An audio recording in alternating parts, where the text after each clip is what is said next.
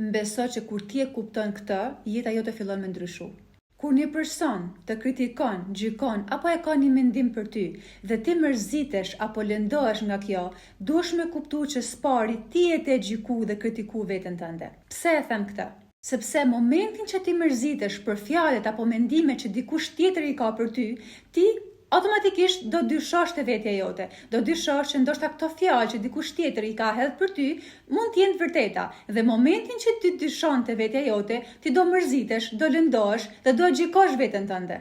Mendimi, kritika, gjykimi të tjerëve mundet me të lëndu ty deri në atë pikë që ti beson se të vërteta. Se nëse nuk i beson se të vërteta, nuk do të lëndonin. Kur që pyet veten, pse jam të më lëndu? Cili është ai mendimi i parë që erdhte kur unë i mora këtë fjalë? Kur ti fillon me i bën pyetje vetes, fillon me kuptu që ty nuk është duke të lëndu mendimi, opinioni apo gjykimi i tjerëve. Ty është duke të lëndu pasiguria jote. Kështu që fillo s'pari e puno me pasiguritë tua.